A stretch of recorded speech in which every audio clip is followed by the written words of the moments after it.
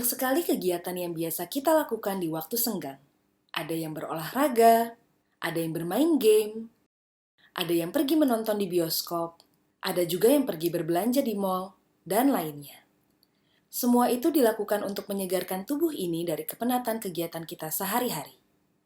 Bagaimana dengan Anda? Apa yang Anda lakukan pada waktu senggang Anda? Halo Bapak Ibu Guru semuanya, jumpa lagi bersama Omi pastinya di Sikil Podcast. Nah, hari ini kita mengundang seorang guru bahasa Jepang. Beliau bernama Bapak Sabar Sibarani. Bapak Sabar Sibarani ini mengajar di SMA Negeri 2 Kota Tangerang Selatan ya. Selamat datang Bapak, apa kabarnya nih? Konnichiwa, kabar baik. Terima kasih atas undangannya. Sama-sama Bapak. Nah, Bapak Sabar Sibarani adalah pengajar bahasa Jepang yang telah mengajar kurang lebih selama 10 tahun lamanya ya Pak ya. Ini Om yakin pasti banyak banget pengalaman yang Bapak dapat ini selama mengajar nih Pak. Ya, tidak terlalu banyak juga sih. Nah, hari ini Bapak akan membagikan pengalamannya dalam mengajar dengan model pembelajaran apa nih Pak? Dengan model pembelajaran yang namanya berbasis teks. Jadi fokus utamanya itu adalah teks. Teks ini menjadi fokus utama yang dilihat secara menyeluruh, termasuk budaya si pengguna bahasa tersebut. Nah, menurut pakar metode pembelajaran berbasis teks, Prof. Emilia, ya seorang pengajar di Universitas Pendidikan Indonesia, melalui penelitiannya dia merekomendasikan agar pendekatan berbasis teks ini diterapkan di pembelajaran bahasa asing, termasuk bahasa Jepang tentunya. Oh begitu ya Pak ya, berarti emang untuk model pembelajaran berbasis teks ini sangat cocok sekali untuk mata pelajaran bahasa ya Pak ya. Iya, betul. Dan untuk model ini nih Pak, untuk pembelajaran ini tuh ditujukan untuk siswa kelas berapa nih Pak? Nah, ini ditujukan untuk siswa kelas 12 di semester 2. Sebenarnya model pembelajarannya sih bisa diterapkan di semua kelas ya. Oke, baik. Cuman yang saya ambil contoh ini berdasarkan pengalaman saya mengajar di kelas 12 semester 2. Oh, untuk belajarnya tuh belajar apa Pak? Dan materinya tuh apa yang disampaikan? Nah, mereka akan belajar tentang bagaimana menyatakan kegiatan mereka di waktu senggang dalam bahasa Jepang. Kalau untuk target pembelajarannya berarti seperti apa Pak? Nah, targetnya sih mereka nanti bisa mengkomunikasikan ya, bisa membuat kegiatan apa saja yang mereka lakukan di waktu senggang dan bisa mengkomunikasikannya kepada teman-temannya. Oh, seperti itu ya Pak ya. Iya. Berarti kalau misalnya Omi pengen kasih contoh nih dalam bahasa Indonesianya, Omi pengen ngomong seperti ini Pak. Lo ngapain aja kalau lagi sibuk, lagi nggak sibuk, sorry. Nah, kalau bahasa Jepangnya itu seperti apa Pak? Nah, kalau lu ngapain kalau nggak sibuk gitu ya, itu bahasa Jepangnya himana toki nani o shimasu ka? Himana toki? Sekali lagi ya, himana toki nani o shimasu ka? Himana toki nani Nanio shimasu ka? shimaska. Ya. Oke. Terus kalau misalnya Omi pengen jawab nih, kalau lagi nggak sibuk, gue main game. Nah, itu bahasa Jepangnya himana toki gemu o shimasu. Himana toki gemo shimas. Iya, Oh, gamenya gemonya agak panjang ya. Oh iya, oke baik. Gemu o shimasu. Oke baik Pak. Nah biar siswa Bapak bisa ngobrol begini Pak, ini untuk jam belajarnya tuh berapa lama sih Pak? Atau berapa kali? Nah, untuk peserta didik dapat berbicara seperti ini, itu dibutuhkan waktu 2 kali pertemuan. 1 kali pertemuannya itu 45 menit. 45 menit Iya, ya. masih sama ya? Iya. Sama aja Pak ya? Iya. Oke, Tapi baik. tetap ada syarat dan ketentuan yang harus diperhatikan. Wah maksudnya gimana tuh Pak syarat dan Jadi ketentuannya? kan belajar itu bukan sulap ya, harus ada proses dan waktu yang dibutuhkan. Baik. Dan siswa juga harus punya kedisiplinan, mengerjakan tugas, sering berlatih. Jadi tidak bisa kita mengajar, kemudian siswa tiba-tiba langsung bisa membaca atau berbicara bahasa Jepang. Nah betul sih Pak, kalau itu saya setuju sih sebenarnya ya. Butuh proses ya untuk siswa Betul. belajar ya Pak ya, untuk bisa ya Pak ya, mencapai sampai tujuan ya. Oke baik Pak, nah untuk bercakap-cakap nih Pak, supaya siswa bisa bercakap-cakap atau mungkin bisa menulis tentang aktivitasnya bersama dengan teman-temannya di waktu senggang nih Pak, materi apa sih yang harus dipelajari oleh siswa Pak? Nah, pertama mereka harus mempelajari kosakatanya dulu ya. Kosakata-kosakata yang berhubungan dengan kegiatan yang dilakukan di waktu senggang. Jadi kosakata ini nanti akan saya ajarkan dalam bahasa Jepangnya seperti apa. Kemudian juga masuk ke pola kalimat. Nah, pola kalimat nanti akan mereka peroleh di teks. Jadi nanti saya akan memperhatikan ada sebuah teks yang berjudul Taro Sang no Himana Toki. Jadi waktu senggangnya Taro. Nah, melalui teks ini nanti para peserta didik akan mencoba menelaah pola kalimat apa saja yang ada di dalamnya yang nantinya akan mereka gunakan untuk menyampaikan kegiatan mereka di waktu senggang. Nah Pak, kalau untuk siswa dapat mencapai tujuan pembelajaran ini nih Pak, strategi yang Bapak lakukan itu seperti apa Pak? Misalnya Bapak menggunakan model pembelajaran seperti apa sih Pak? Atau Ya, alasannya juga apa gitu Pak? saya akan menggunakan metode pembelajaran berbasis teks ini. Kenapa? Karena metode pembelajaran berbasis teks ini lebih terarah ya. Pertama diberikan contoh model pembelajarannya, kemudian contoh teksnya, kemudian siswa digiring untuk memproduksi yang minimal mirip-mirip dengan teks yang itu, Oke. gitu. Jadi target kita untuk pembelajaran itu relatif lebih mudah untuk dikuasai oleh para siswa. Wah, menarik sekali ya. Dan pastinya Omi pun juga yakin nih para ibu dan juga bapak guru udah tahu juga ya untuk tahapan-tahapan untuk model berbasis teks ini ya Pak Hmm. ya. Dan Pak, kita bisa langsung diskusikan ya Pak ya, aktivitas apa yang Bapak berikan di kelas agar pembelajaran ini menarik dan tujuan pembelajarannya itu seperti apa Pak? Boleh ya, tapi saya ingin menekankan nih, kegiatan yang saya ceritakan ini hanya berdasarkan pengalaman saya ya. Jadi menurut pengalaman saya sih berhasil, tapi saya yakin di luar sana banyak guru yang lebih kreatif, mempunyai metode-metode yang lebih baik lagi. Kita kembali lagi ke model pembelajaran yang akan Bapak lakukan nih Pak ya. Ya. Model pembelajaran berbasis teks Pak. Langkah-langkahnya ada apa aja nih Pak kira-kira Pak? Nah, pada model pembelajaran berbasis teks ini ada 4 tahap ya. Mm-mm, Yang pertama itu pembangunan pengetahuan. Kemudian yang kedua itu pemodelan. mm-mm. Yang ketiga ini konstruksi bersama. Dan yang tahap terakhir itu konstruksi mandiri. Oke baik, berarti ada 4 ya Pak ya. Ada 4. Bisa diceritakan nggak Pak apa yang Bapak dan peserta didik lakukan pada saat melakukan model dan tahap-tahap ini nih? Nah, sebelum masuk ke situ ya, saya ingin cerita dulu nih. Kalau saya di kelas, itu sebelum memulai pembelajaran di kelas ya, itu saya mencoba menerapkan sedikit budaya Jepang. Jadi nanti saya minta para siswa untuk mempersiapkan kondisi kelasnya seperti berdoa, mengucap salam itu pakai bahasa Jepang. Oh seperti itu Pak. Ya, seperti contoh video berikut ini. Ini sudah nyaman untuk dipakai ya. Oke, sebelum kita mulai belajar, tolong disiapkan terlebih dahulu kelasnya. Baik. 皆さん勉強する前にお祈りをしましょう。始めます。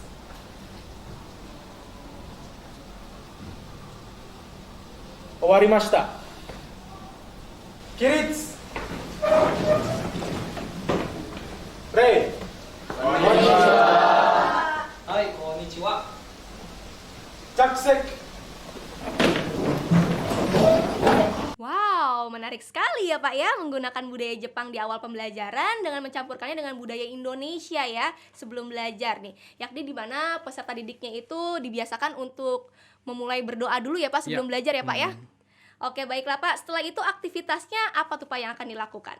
Nah, setelah ini baru kita masuk nih ke tahap yang pertama, yaitu tahap pembangunan pengetahuan. Nah, di sini kan anak biasanya baru masuk kelas itu masih pikirannya di mana-mana ya. Jadi saya berusaha untuk memfokuskan masuk ke materi. Jadi saya bertanya dulu nih dalam bahasa Indonesia, nanya, kalian kalau lagi waktu senggang biasanya ngapain aja nih, gitu ya. Pertanyaan ini lebih dalam lagi, nanya bersama siapa, perginya kemana, gitu. Nah, kalau dirasa nih udah hangat nih, siswa-siswa sudah mulai konsentrasi, kemudian saya akan menunjukkan beberapa gambar ilustrasi dan menanyakan kepada siswa maksud ilustrasi ini kegiatan apa ya, gitu. Oke. Nah, setelah itu nanti saya akan memperkenalkan kosakatanya dalam bahasa Jepang. Jadi ilustrasi ini bahasa Jepangnya ini. Dan kosakata ini akan diperkenalkan, kemudian latihan pengucapan ya.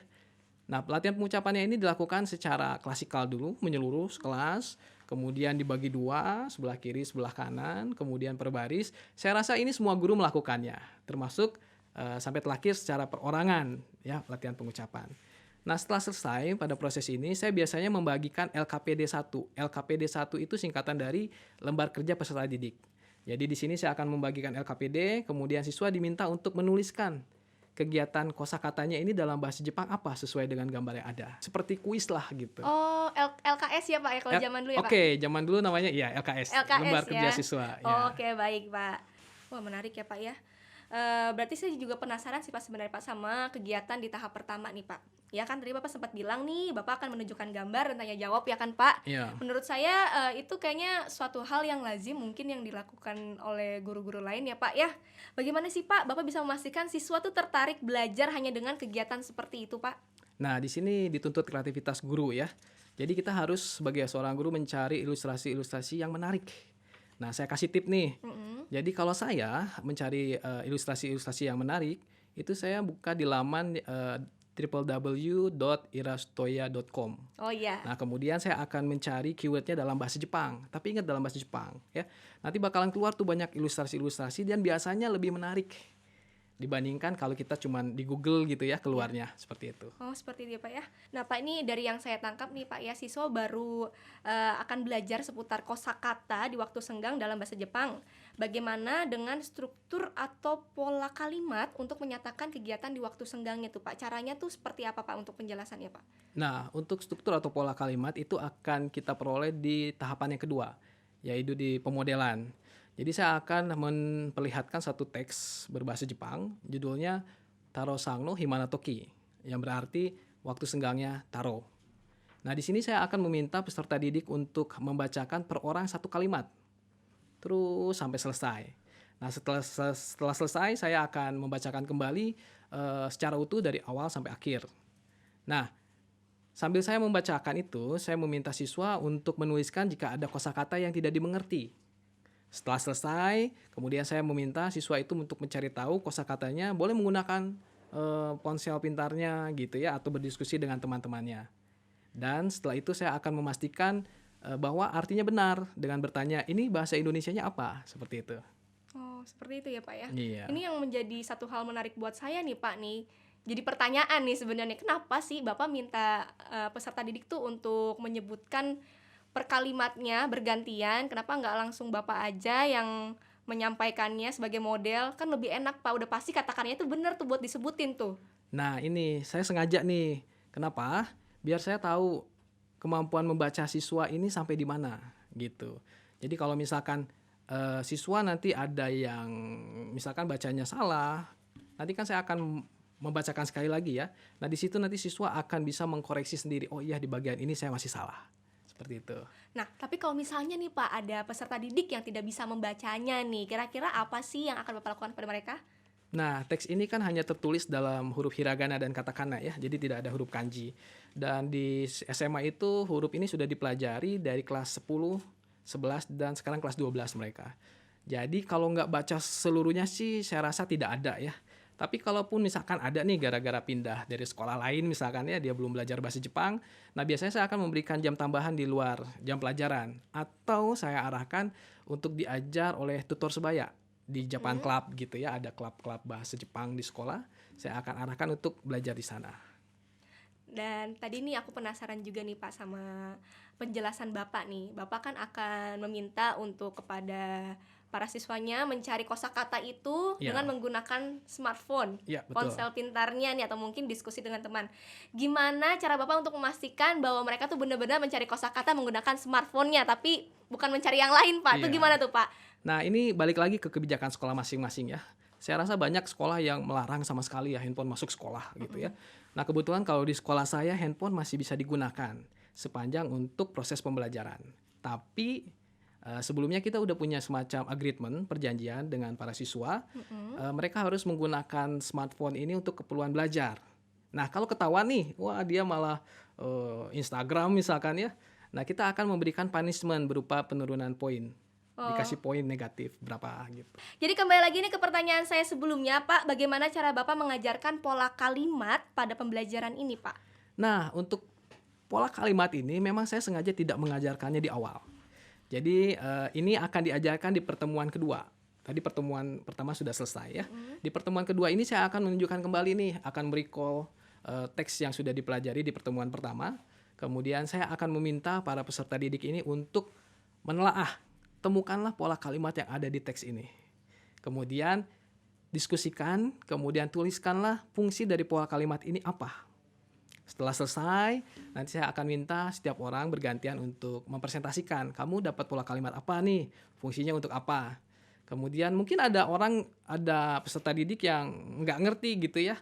Atau menurut peserta didik yang lainnya mungkin ini kurang tepat. Nah, di situ nanti akan ada diskusi dan saya akan memberikan masukan jika ternyata deadlock gitu ya, tidak dapat kesimpulan seperti itu. Nah, untuk pola kalimat itu seperti apa, Pak? Nah, untuk pola kalimatnya sendiri, fokus utamanya ada 4 pola kalimat ya. Seperti misalkan pola kalimat pertama itu bunyinya himanatoki nani o shimasu ka? Ya. Kemudian pola kalimat kedua itu partikel ni aimasu. Kemudian pola kalimat yang ketiga itu kata benda to, kemudian diikuti oleh kata kerja. Nah, kemudian untuk pola kalimat yang keempat, ini pola kalimat untuk menyatakan dia pergi ke suatu tempat itu untuk ngapain. Contohnya nih, saya pakai contoh Naomi saja ya. Boleh. Naomi sang wa aion moru e kaimono shini ikimasu. Itu artinya Naomi pergi ke Ion Mall untuk berbelanja. Nah, di sini memang agak panjang pola kalimatnya ya, tapi nanti saya rasa peserta didik akan dapat mengetahui fungsi dari pola kalimat ini. Oh, seperti itu ya Pak. Dan kalau tadi saya dengar Pak, untuk pola kalimatnya itu agak sedikit panjang ya Pak ya. Tapi cuma ada 4 pola kalimat aja Pak. Apa mungkin ada pola kalimat yang lainnya atau mungkin emang yang ini aja secara umum yang disebutkan? Nah, betul ya, Naomi sangat cermat sekali ya. Kalau kita ngelihat teksnya kan panjang ya. Masa sih cuma ada 4 pola kalimat? Nah, sebenarnya di dalam teks ini sangat banyak pola kalimat. Dan saya yakin nanti para peserta didik akan menemukan pola kalimat yang lainnya. Sebagai contoh nih, misalkan ada kalimat yang berbunyi sportsu ga suki desu, yang artinya saya suka olahraga gitu. Nah, tentu saja nanti ada anak yang mempresentasikan ini, tetapi pola kalimat ini sudah pernah dipelajari di kelas 10 dan di kelas 11. Jadi bukan fokus utama kita untuk belajar di situ. Baik. Seperti itu. Oh, seperti itu Pak. Ya. Kalau misalnya nih Pak, saya penasaran juga nih, apakah peserta didik tidak akan tersesat nih Pak jika dibiarkan mencari tahu sendiri melalui internet? Nah, di sini sebenarnya saya sengaja gitu ya. Kenapa sengaja? Karena biar mereka ada proses mencari sesuatu, menemukan sendiri. Secara biasanya kalau misalkan kita kasih, itu bakalan cepet lupa. Tapi kalau ada proses, mereka susah dapat tahu sendiri, itu lumayan agak lama gitu nempel di kepalanya. Jadi gitu. berdasarkan rasa ingin tahunya mereka ya Pak, Ya, keinginan betul. mereka ya. Ya benar sih Pak, itu sering terjadi tuh pada saat-saat dulu saya masih sekolah tuh Pak. Hmm. Dan bagaimana Pak cara Bapak memastikan peserta didik benar-benar sudah paham atau belum paham akan apa yang sudah Bapak jelaskan? Nah, nanti saya akan minta untuk mereka berdiskusi ya, kemudian menjelaskan pola kalimatnya satu persatu. Nah, untuk memastikannya itu saya membagikan LKPD 2. Jadi saya meminta mereka untuk mengerjakannya secara individu terlebih dahulu. Oh baik. Nah, setelah itu saya akan meminta mereka untuk cross check nih ke temannya. Benar nggak nih jawabannya sama atau enggak? Nah, ketika ada pertanyaan yang ternyata berbeda pendapat, nanti saya akan membahas itu lebih jelas lagi. Wah menarik sekali nih Pak ya. Saya jadi rasa-rasanya tuh ingin belajar bahasa Jepang langsung nih ya. Ayo belajar bahasa Jepang. Nanti ya Pak ya. Baik. Jadi Pak, fungsi setiap pola kalimat itu seperti apa sih Pak? Bisa tolong dijelaskan nggak Pak? Nah, jadi fokusnya di 4 pola kalimat yang tadi ya. Kalau saya sebutkan itu mungkin pendengar agak pusing ya mendengar pola kalimatnya. Jadi saya memberikan contoh di contoh kalimat ya. Oke, Misalkan nih pola kalimat yang pertama, himana toki nani o shimasu ka? Himana toki nani o shimasu ka? Fungsi pola kalimat ini adalah untuk menanyakan ngapain aja sih di waktu senggangnya. Gitu. Baik Pak. Kemudian pola kalimat kedua contohnya ya, Naomi sang ni aimasu. Naomi sang ni aimasu. Pola kalimatnya kata benda orang ditambah ni aimasu. Ini artinya bertemu dengan Naomi, Oke, gitu. baik. Kemudian pola kalimat yang ketiga contohnya misalkan Naomi sang to kaimono shimasu. Naomi sang to kaimono shimasu. Kata benda subjeknya ya, orang ditambah to kemudian kata kerja itu artinya berbelanja dengan Naomi. Jadi to di situ artinya dengan. Oke ya, kemudian pola kalimat yang keempat ya, contoh kalimatnya Naomi sang wa aion moru e kaimono ni ikimasu. Jadi kata benda orang, kemudian wa, kemudian kata benda tempat aion mall ditambah partikel e, kemudian kata kerjanya ngapain ditambah ni ikimasu. Artinya itu adalah Naomi pergi ke Ion Mall untuk berbelanja. Jadi ni ikimasu ni di situ artinya untuk. Tadi beda ya, yang pola kalimat kedua ni aimasu bertemu dengan siapa? Naomi. Yang ini kaimono ni ikimasu pergi untuk berbelanja. Walaupun partikelnya sama-sama ni tetapi fungsinya berbeda. Oke, baik Pak. Untuk kegiatan kedua ini Pak, kan peserta didik membedah teks secara keseluruhan ya Pak ya, dengan mencari tahu, caranya tuh dengan berdiskusi dengan teman atau mungkin dengan browsing melalui smartphone. Kenapa sih Bapak nggak langsung aja memberitahu pada mereka Pak? disitulah poinnya. Saya ingin nih anak-anak ini tidak hanya disuapi, tetapi mandiri mencari tahu sendiri. Sehingga mereka bisa menemukan sendiri ya. Biasanya kan kalau kita suapin itu mereka cepat lupa gitu. Tapi karena ada proses mereka mencari tahu, sehingga mereka tahu, ini akan lebih tersimpan lama di memorinya. Nah itu benar Pak, saya setuju banget tuh Pak. Emang peserta didik itu mesti mengalami atau mungkin merasakan prosesnya ya Pak ya. Iya, Karena anak sekarang tuh zamannya identik dengan yang hal-hal instan ya Pak ya. instan. Oke Pak, kita lanjut ke tahap ketiga Pak. Boleh langsung dijelaskan Pak? Oke ya, sekarang kita masuk ke tahap yang ketiga yaitu konstruksi bersama. Nah, di sini saya meminta peserta didik untuk melakukan sebuah survei. Namun sebelumnya saya akan memberikan contoh bagaimana caranya mereka bertanya. Nah, contoh percakapan ini akan saya latihkan kepada anak-anak sama seperti ketika belajar kosakata baru ya. Jadi latihan pengucapan secara kelas, secara grup, secara perbaris dan secara perorangan untuk bisa memastikan bahwa mereka sudah bisa menggunakannya secara baik dan benar. Oh, seperti itu Pak. Nah, kalau untuk mengerjakannya itu Pak, mereka mengerjakan secara individu atau mungkin secara berkelompok Pak? Nah, setelah ini saya akan membagi kelompok ya. Saya akan membagi kelompok. Satu kelompok ini 6 orang. Kemudian saya akan membagikan LKPT 3. Nah, LKPD 3 ini isinya adalah semacam tabel gitu ya untuk mereka melakukan survei kepada temannya tentang kegiatan apa saja yang mereka lakukan di waktu senggangnya. Nah, tujuan surveinya ini apa nih Pak? Nah, tujuannya sendiri adalah agar mereka terbiasa ya praktek berbicara, komunikasi dari pola kalimat yang sudah mereka pelajari hari itu. Oke, baik. Dan untuk membuat laporan itu untuk apa sih Pak? Dan manfaat untuk bikin laporan itu pun juga apa? Yang diharapkan oleh Bapak pun juga apa tuh Pak? Ya, manfaatnya pertama saya ingin agar mereka bisa membuat teksnya secara bersama-sama terlebih dahulu ya. Kemudian setelah bisa berbuat bersama-sama, targetnya sih mereka bisa membuat teks itu secara mandiri ke depannya.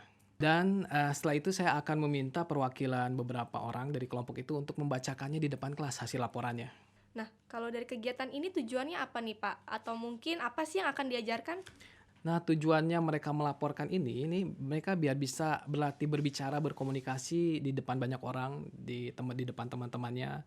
Kemudian juga agar teman-temannya memberikan feedback, masukan gitu ya. Jadi ada kerjasama antara si pembaca laporan juga pendengarnya seperti itu. Nah Pak, untuk laporannya nih Pak, Bapak ada gak sih contoh laporan yang sudah dibuat oleh siswa untuk bisa ditunjukkan kepada Bapak Ibu guru semuanya nih Pak? Ya, ada. Wow, keren sekali ya Pak ya. Ini kan laporan yang dikerjakan secara kelompok nih Pak. Tapi gimana sih cara Bapak untuk memastikan nih bahwa semua siswa itu udah paham Pak dan bisa mencapai pada pembelajarannya Pak? Nah, untuk memastikan siswa ini bisa nih masing-masing, saya akan meminta peserta didik semuanya menuliskan laporannya masing-masing. Jadi bukan hanya per kelompok, tetapi setiap peserta didik menuliskan laporannya masing-masing. Oh, seperti itu ya Pak. Jadi dites Iya. satu-satu nih Pak, ini bener gak nih ngerjain gitu ya Pak ya? Iya, betul. Baik, dari hasil kerja sama kelompok yang ditulis secara individu nih ya Bapak minta tadi nih Pak ya. Kemudian aktivitas apa lagi sih yang akan dilakukan Pak? Nah, selanjutnya kita masuk ke tahap yang keempat nih, tahap terakhir yaitu konstruksi mandiri. Di sini saya akan memberikan penugasan kepada peserta didik untuk menuliskan kegiatan yang mereka lakukan di waktu senggangnya. Sambil mereka membuat karangannya, saya akan berkeliling mengelilingi kelas ya dan melihat nih anak mana saja nih yang kelihatannya, kalau nggak bisa kan kelihatan ya dari muka-mukanya ya. Panik langsung gitu ya Panik Pak. gitu ya. Nah, saya akan mencoba membantu jika mereka mengalami kesulitan. Nah, kemudian saya juga setelah selesai, saya akan meminta perwakilan beberapa orang untuk membacakan laporannya di depan kelas. Oh, seperti itu ya Pak ya. Ya. Di tahap keempat ya Pak Ya, ya. di tahap terakhir ini ya. Tahap terakhir ya. Wah, menarik sekali tahap-tahap yang dijalankan nih ya. Nah Pak, ngomong-ngomong nih Pak, saat ini kan sedang ramai banget nih diperbincangkan nih ya tentang HOTS ya Pak. Berkaitan dengan pembelajaran HOTS, menurut Bapak kegiatan mana yang mencerminkan pembelajaran HOTS nih Pak? Pembelajaran high order thinking skill ya, Iya. kemampuan berpikir tingkat tinggi ya. Kalau kita ngelihat nih dari prosesnya, ini ada beberapa ya. Salah satunya ketika mereka menganalisis teks. Kemudian mencari tahu nih fungsi pola kalimat ini untuk apa, penggunaannya seperti apa. Dan ketika juga mereka membuat teks mengenai karangan mereka sendiri juga, itu merupakan suatu skill hot ya. Kemudian terakhir ketika mereka juga berupaya untuk mengkomunikasikannya. Nah, saya rasa ini juga kemampuan yang berorientasi pada kemampuan hot gitu ya. Dan kemampuan ini sangat diperlukan bagi para peserta didik di abad 21 ini.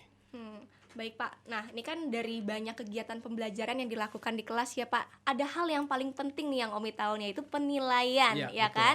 Dari proses pembelajaran Bapak lakukan bersama dengan siswa, pasti kan Bapak ingin tahu dong nilai, atau mungkin siswa juga ingin tahu nilai yang mereka gapai itu sampai berapa gitu ya Pak. Kalau untuk proses penilaian yang Bapak berikan tuh seperti apa sih Pak? Ya, betul sekali Mbak Naomi ya, karena memang siklus pendidikan itu harus sampai menilai evaluasi ya. Nah, jadi untuk penilaian itu mungkin para ibu bapak guru sudah tahu ya, ada 3 aspek yang dinilai, yaitu aspek pengetahuan, aspek keterampilan, dan aspek sikap.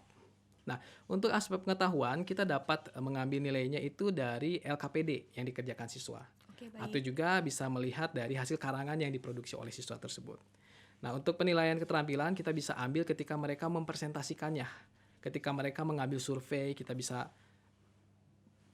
berkeliling, melihat dan mengambil nilainya. Kemudian untuk penilaian sikap, ini bisa kita pergunakan rubriks ya. Dari proses awal sampai terakhir, sikapnya ini anak gimana ini, mau kerja sama nggak, misalkan ya, malas nggak nih, daya juangnya seperti apa. Kita bisa mengisi di rubriks nanti. Wow, ternyata proses penilaian dilakukan oleh seorang guru pun juga tidak mudah ya. Iya, harus komprehensif gitu ya. Keren sekali. Nah, gimana sih Pak untuk melihat nih anak ini bisa mendapatkan nilai yang bagus Pak? Tentu saja ya, ketiga aspek yang tadi saya sebutkan itu dia harus unggul. Tapi gampangnya, biasanya untuk siswa-siswa yang aktif di setiap proses itu pasti memiliki nilai yang bagus. Nilai yang bagus ya Pak Iya. ya. Berarti mesti aktif. Pasti. Aktif kan, kalau aktif kan berarti kan emang ingin tahu banyak kegiatannya juga ya Pak. Walaupun emang beberapa mungkin ada kesalahan yang mungkin mereka lakukan, tapi nggak apa-apa ya Pak. Ya, nggak apa-apa. Jadi dari kesalahan kan banyak pengalaman baru ya. Namanya Belajar juga- dari kesalahan ya. Iya betul, proses belajar ya Pak itu namanya ya Pak Betul. ya. Nah, bagaimana jika tidak memenuhi target atau tujuan pembelajaran nih Pak? Nah, jika masih belum mencapai target nih, kita bisa melihat nih di tahap mana yang siswa ini sepertinya masih kebingungan. Jadi kita bisa mengulangnya. Atau kita juga bisa balik lagi ya, kan ada tutor sebaya ya. Kita bisa meminta temannya terlebih dahulu untuk mengajarkannya. Biasanya kan kalau misalkan diajar oleh teman itu agak sedikit lebih cepat gitu ya nangkapnya gitu kan. Mungkin kalau misalkan saya ajar di luar kelas sendiri, mungkin dia grogi atau bagaimana gitu ya. Jadi bisa meminta tutor sebaya dari Nah itu teman-temannya. benar Pak, kalau sama teman yang seumuran mungkin bahasanya sama gitu ya Iya. Pak ya. Asik nih pembelajaran seperti ini nih. Dan tidak terasa nih Pak ya, sudah mengupas secara detail ya keempat tahap pembelajaran berbasis teks yang sudah Bapak lakukan melalui pengalaman Bapak selama mengajar di kelas nih Pak ya. Iya. Dan pertanyaan terakhir saya nih Pak ya, untuk Bapak, menurut pengalaman Bapak sendiri nih ya, bagaimana hasil pembelajaran berbasis teks ini? Manfaat apa yang bisa dapat oleh guru dan juga para siswanya nih Pak? Menurut pengalaman saya ya, kita tergantung mode pembelajaran yang kita gunakan. Nah, untuk mode pembelajaran berbasis teks ini sangat cocok diterapkan untuk materi-materi yang memang tujuannya untuk memproduksi suatu teks. Banyak sekali manfaat baik untuk murid maupun untuk kita para guru ya. Untuk murid nih, mode pembelajaran ini kan menuntut murid lebih mandiri, mencari tahu sendiri gitu ya. Kemudian banyak berbicara, berkomunikasi, bekerja sama dengan teman-temannya. Nah, jadi kemampuan-kemampuan seperti kemandirian mereka berkembang, kerjasama mereka tercipta, kemampuan berkomunikasi juga mereka bisa terbangun di proses ini. Nah, untuk gurunya sendiri, jika saya bandingkan ya dengan pengalaman saya mengajar dengan metode lain, misalkan dengan model ceramah itu kan guru ngomong, ngejelasin gitu ya. Iya, betul. Kemudian siswanya mendengar, menulis gitu kan. Yang aktif kan gurunya ya. Kita capek ngomong gitu kan, muridnya hanya mendengar, menulis. Nah, dengan metode ini, dengan model pembelajaran berbasis teks ini kebalikannya. Aktivitasnya banyak dilakukan oleh peserta didik, sehingga kita guru relatif lebih santai seperti itu. Waduh. Tapi dalam tanda positif ya. Iya, gitu. betul, Pak. Jadi Pastinya kita dong. bisa menjadi fasilitator, ngelihat seperti apa. Oke. Dan karena tujuan pembelajaran pada model pembelajaran berbasis teks ini jelas, agar siswa dapat memproduksi suatu teks, jadi target yang ditetapkan itu relatif lebih mudah untuk dicapai. Jadi lebih nyaman untuk gurunya. Oh, seperti itu ya Pak. Seperti Tapi itu. menurut saya guru pun juga bukan hanya nyantai aja, karena kan juga pasti memerhatikan. Memerhatikan itu juga satu hal yang bukan hal yang mudah ya Pak ya, Iya, untuk guru betul ya Pak ya. ya, satu persatu diperhatikan kembali Kita harus siswanya. mengontrol nih, seperti yang tadi Mengontrol. Mbak Naomi katakan, apakah Iya. benar nih dia main handphonenya untuk keperluan belajar Iya, atau yang betul. lainnya gitu ya. Betul sekali Pak. Baiklah Bapak, ini udah sangat detail sekali ya penjelasan penyampaian pengalaman dari Bapak Sabar Sibarani selama mengajar di kelas ya Pak ya. Ya. Terima kasih banyak ya Bapak. Dan untuk Bapak Ibu guru semuanya, dengan menggunakan model berbasis teks ini banyak sekali sebenarnya manfaat yang bisa diperoleh ya, baik untuk guru dan juga untuk peserta didiknya nih. Nampaknya pendekatan ini bisa menjadi salah satu pendekatan yang efektif untuk meningkatkan kemampuan para peserta didiknya dalam mencapai kompetisi dasar yang sudah ditetapkan nih ya. Betul sekali. Maka dari itu berakhir pula ya perbincangan kita hari ini ya Pak sayang ya. sekali Sayang ya. sekali, padahal mau Cepat 2 jam sekali lagi ya Pak. Iya boleh. Next time ya. Next time ya Pak lagi kesini main-main ya Diundang Pak lagi, ya. boleh. Baik, terima kasih banyak ya Nah, Pak buat sama-sama. waktunya sekali lagi. Arigatou gozaimasu. Oke, baiklah untuk Bapak Ibu guru semuanya, sampai jumpa lagi ya di episode Sikil Podcast berikutnya bersama Omi. Sampai jumpa lagi, bye-bye. Sayonara. Sayonara.